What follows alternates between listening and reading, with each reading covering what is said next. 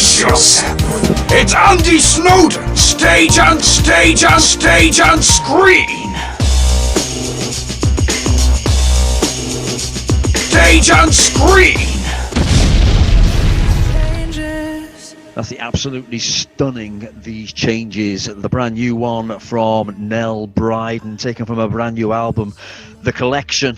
And Nell, I need to ask you actually that yesterday saw the anniversary, the 19th anniversary, incredibly, of 9/11. Oh yeah. And I know for you it was a very, almost incredible as it was terrifying for you, your experience of 9/11. Can you explain to us what was going on for you that day?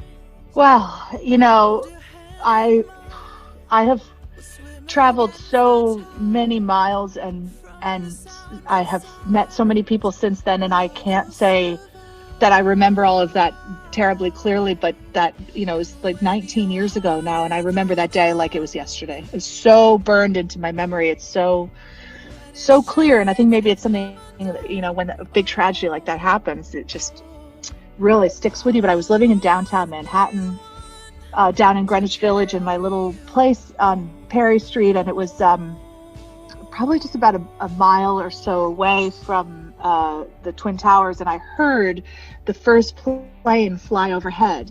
And I was getting up to walk my dog, and I had forgotten his leash, so I went back upstairs. But normally at that point, I would be down by Battery Park City, and I'd be over just by the World Trade Center, walking my dog down there. But I had forgotten the leash, and I'd sort of woken up late that day, so I had to, you know, go back up. And as I was in the apartment, I heard this jet plane flying over the buildings, and it was so low that I thought that plane is going to crash.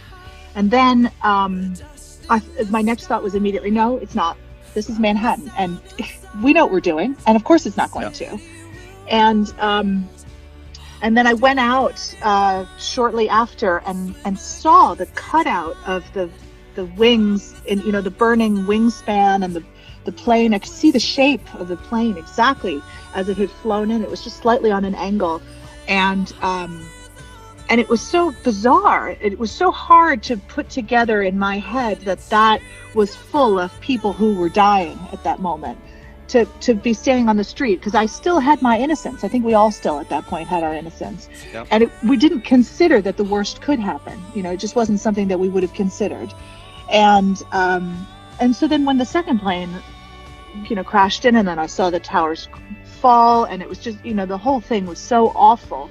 But the confusion, I think, was really, you know, I think sometimes people that had TVs watching in the United Kingdom knew more what was going on than I did, because I was in the city just sort of seeing it and seeing this wave of people covered in dust walking up 7th Avenue, just looking like sort of white zombies because they were just covered in dust walking up.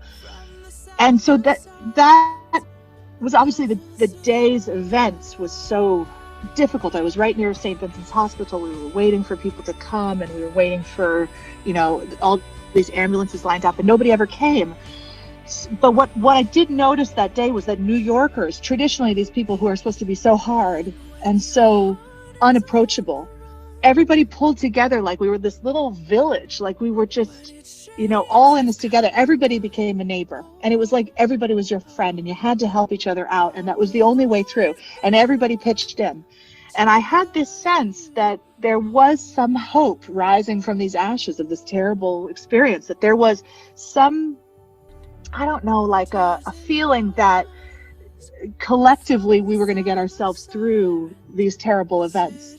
And that's kind of carried me through a lot of my experience in life. And certainly with coronavirus now, I feel like I still have this sense that our only hope to get through these sort of unprecedented times is through communal action, is through sort of seeing the humanity in each other, and not just leading with fear, but treating each other like everybody's your neighbor, and really being in it together.